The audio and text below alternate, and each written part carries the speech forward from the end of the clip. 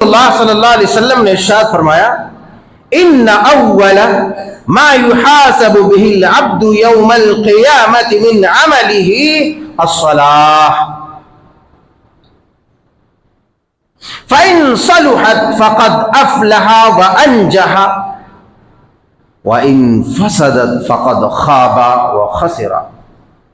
وإن انتقص من فريضة قال الرب عز وجل انظروا هل لعبدي من تطوع فيكمل بها ما انتقص من الفريضة ثم يكون سائر عمله على ذلك۔ یہ سنن ترمذی جہاں پر نمازوں کا بیان ہے وہاں پر یہ حدیث پاک موجود ہے۔ اس حدیث میں بھی حضرت ابو ہریرہ رضی اللہ تعالیٰ عنہ بیان فرماتے ہیں کہ رسول اللہ صلی اللہ علیہ وسلم نے ارشاد فرمایا کہ ان اول ما يحاسب به العبد يوم القیامہ، کہ بندوں کے درمیان جس چیز کا سب سے پہلے حساب ہوگا، سب سے پہلے جس چیز کے متعلق پوچھا جائے گا وہ نماز کا ہوگا۔ بندوں سے عبادات کے تعلق سے پوچھے گا تو سب سے پہلا جو سوال ہوگا، سب سے پہلا جو فیصلہ ہوگا وہ نماز کا ہوگا۔ نماز کا ہوگا کہ کیا تم نے نماز قائم کی تھی؟ اور جب معاملات کا ہوگا، جب فیصلہ معاملات کا ہوگا تو آپ علماء بیان کرتے ہیں کہ معاملات کے فیصلے پر سب سے پہلے بندوں کے درمیان خون کا فیصلہ ہوگا کہ تو نے فلاں کو قتل کیوں کیا تھا۔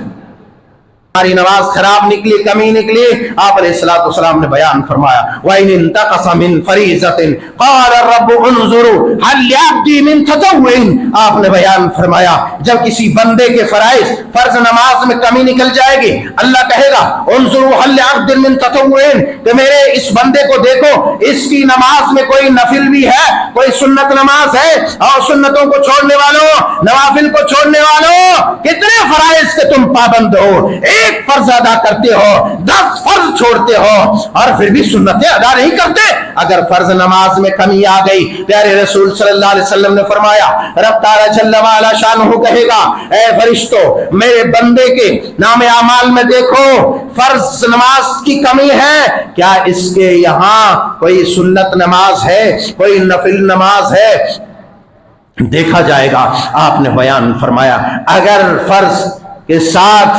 فرض میں کمی ہوئی اور سنت کو کھنگالا گیا، نوافل کو، تو اس نوافل کے ذریعے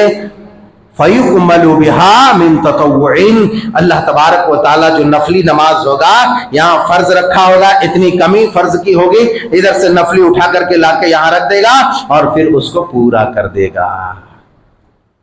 ثُمَّ يَكُونُ سائر عملی علی ذالک، پھر اس کے بعد تمام عملوں کا اسی طریقے سے حساب کتاب ہوگا۔